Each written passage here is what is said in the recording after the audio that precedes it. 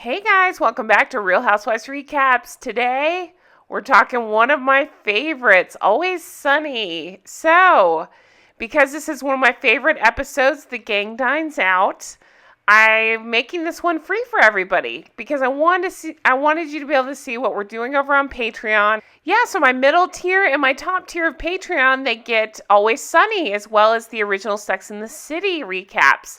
So I'm so excited. I wanted to share this one with everybody to tell you, come on over to Patreon, but also to kind of get a sample of what we're doing over there. But I'm also very excited because I have my favorite co-host here with me. It's my husband, Jay. Hello, and thanks for having me. This is Jay, also known as Dr. Bad Vibes on YouTube. So I'm so glad to have Jay here with me. We love this show. We love this episode. We're excited to break it down. And sometimes he joins me on the Patreon as well. So again, check that out if you're interested. Okay, let's get into this. So this episode, The Gang Dines Out, it came out in 2012. Now, what's fun about this episode is most of the episodes somehow take place at some point in the bar. This one doesn't at all. The whole thing is set in Guagino's. I think I'm saying that right. And what's cool about that place is it's the same building that they used as the original set of Paddy's Pub for the first two seasons. Eventually, they built a proper set, but yeah, it's just a little fun behind-the-scenes trivia for you.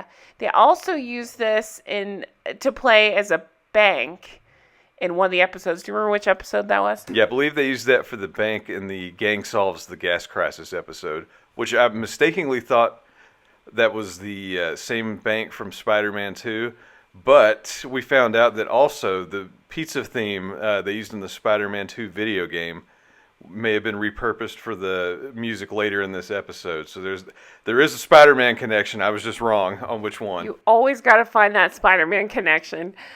So the other interesting part is the guy that plays the waiter. You may have seen him before. One of my other favorite episodes, so many. Sweet D has a heart attack. So he's the same guy that hires Mac and Charlie in the mailroom. So hilarious that they use the same guy. I know in later seasons I think we get at least one episode where we kind of focus on this guy's life, but it's so fun to see him here. He does a great job as a waiter. Let's get into this episode. So the whole dining out thing is set up by Mac and Dennis's monthly dinner, to which Mac opens up with, "I did my hair good and I wore 2 colognes," while Dennis is sitting next to the kitchen. I tried the same thing on Jen. I think doing my hair good and wearing 2 colognes worked out. Clearly it did. I think it was the 2 colognes thing that won me over. But yeah, so Mac and Dennis, like you said, monthly dinner. Dennis is already pissed. He's sitting right next to the kitchen, so he's already starting to lose it, which is my favorite way to see Dennis.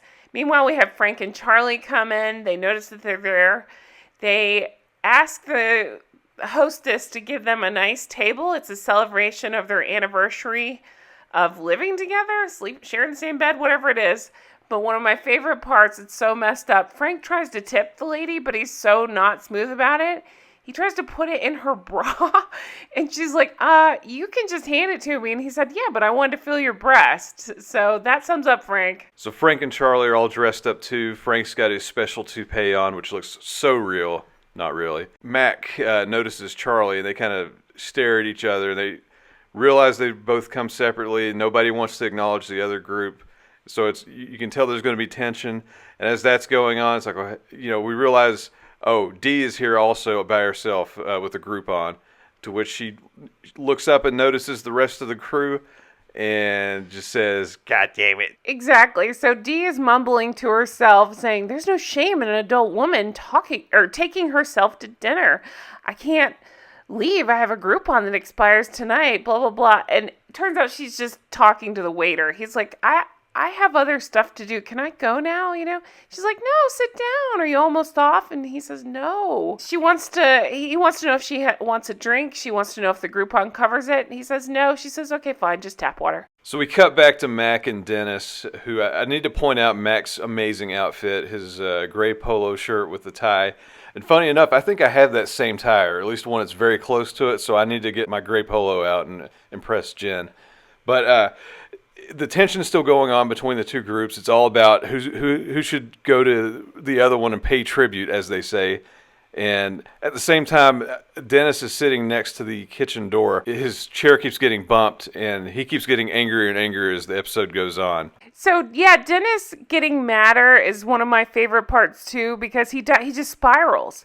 So his chair is wobbly. Mac and the waiter later, they offer to get him a book of matches to sit on to make his chair not wobbly. He's like, I don't want to sit on a pile of matches.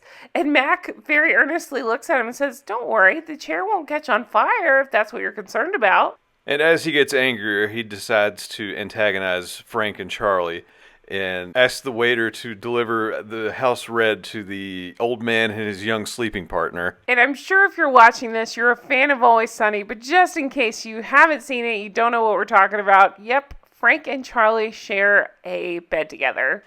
It comes into play when one of them poops the bed in an episode, and so many other hilarious things ensue. But yeah, they share a bed.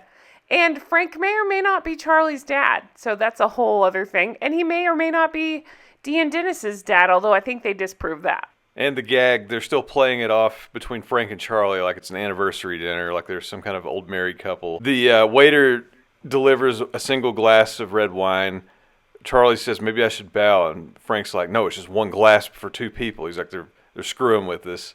So then the tensions continue to rise. Meanwhile, Dee is still feeling so weird about being there by herself. So she flags down this random nice guy and says, hey, over here. And he's like, me? And she says, yeah, sit down, sit. Please help me, help. So he sits down. The waiter comes over and says, oh, hey, you have a friend. Can I take your order? And he goes, I'm not with her. There's some serious shit going down.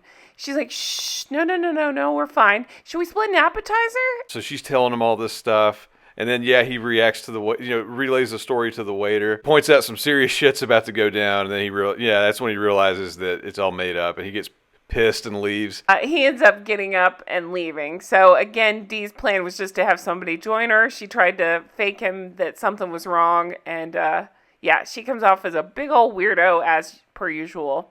But the waiter says, listen, if you just hurry up and order, you don't have to be embarrassed. You can go ahead and eat and leave, basically. And she says, I'll tell you when I'm GD good and ready to order. So yeah, back to Mac and Dennis. The hostess comes over to check on Dennis because, again, he's just completely having a meltdown about the chair and about being bumped by the kitchen door. He tries to tip her to give him a new chair. And of course, he does the disgusting thing again where he's trying to shove the money near her boobs so he can touch her boobs. Well, then Mac does something hilarious. Do you want to talk about what Mac does?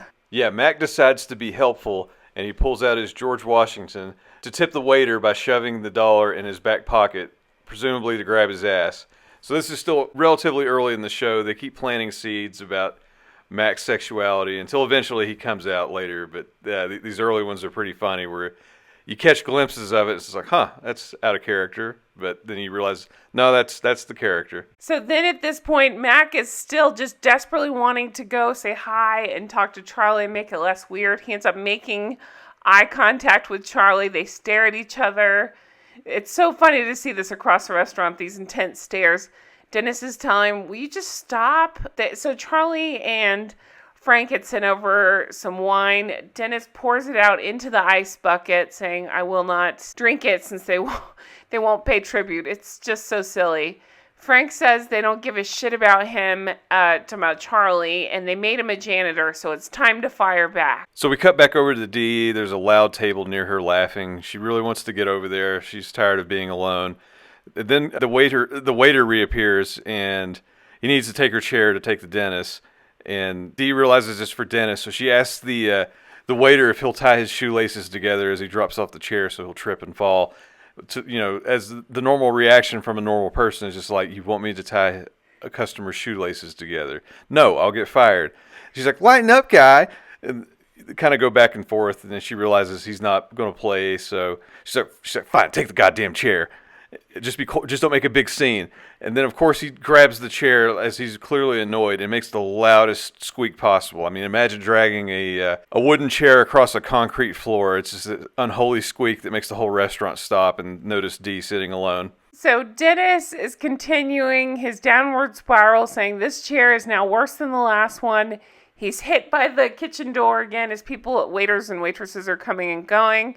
He says the entire night is ruined. Max says, stop it. You're the one ruining it. I wore 2 colognes.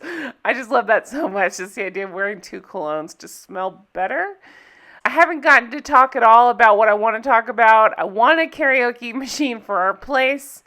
And you're always putting me down. And I'm going to go sit with Frank and Charlie. Dennis begs him to stay and to sit. And Max says, you have to say something nice to me for once in your life. And Dennis says, your hair looks small.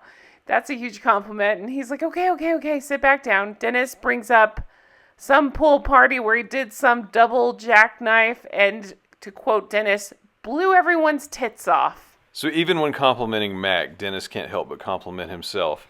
But after that, we switch to Charlie and Frank, who are near the loud table. They ask for everybody's attention to give tribute to one of the troops there in attendance. They give out Sambuca, so everybody's doing a big toast of Sambuca, and they say that anyone that's not participating hates the troops. And then we see that Mac and Dennis don't have their Sambuca. So Dee decides she wants to go sit next to this guy, the troop, and is telling him, I used to date a troop. He was crazy for jean shorts. And the waiter even mentions her having to leave because she doesn't belong at that table. Meanwhile, Dennis stands up and says, there's a hero, a brave man. He didn't hide under a toupee. He doesn't have a life filled with rats, of course, taking digs at Frank and Charlie. He's a man who gave me courage. And they keep flashing to the troop who's smiling because you think we're talking about him. Nope, he's talking about Mac. He says he gave me the courage to do the double jackknife twist. Then he talks about going down on Chrissy, whoever, and then he says something pretty disgusting after that. Dennis sings, you are the wind beneath my wings, and says thank you while looking directly at Mac, and waves hands for an applause. Mac says that was very touching, but doesn't understand that he's been talking about Mac the whole time. He says that was amazing what you said about the troops, and Dennis is like, that was about you. If I recall correctly, the story Dennis keeps referencing supposedly happened during high school, I think. So he said he did the double jackknife twist, and then went down on Chrissy on a trampoline, and then licked her asshole for a little bit. But it's good to know that Mac provided the courage to do that. So then after that, everything is still unraveling. The theme of this episode is just the tension keeps getting higher and higher, and things get more insane. And finally, it starts to come to a head. Frank has instructed the AC to be turned up, where Dennis and Mac are sitting directly under the ducts. So they're freezing. You see everybody else in the restaurant starting to freeze. And everybody finally gets so pissed they stand up and stare each other down. Yeah, so they're always ready to fight each other. So Charlie says, I'm going to throw this hot soup at their faces. And what does Frank say? I'm going to pinch the dicks with this lobster, which is one of my favorite quotes from this whole series. I think I have to do that every time I get a lobster or a crab at a restaurant. I'm a treat. Yeah, you are, with your double cologne and pinching dicks. So, yeah, this is the last scene. The waiter is trying to stop them from fighting.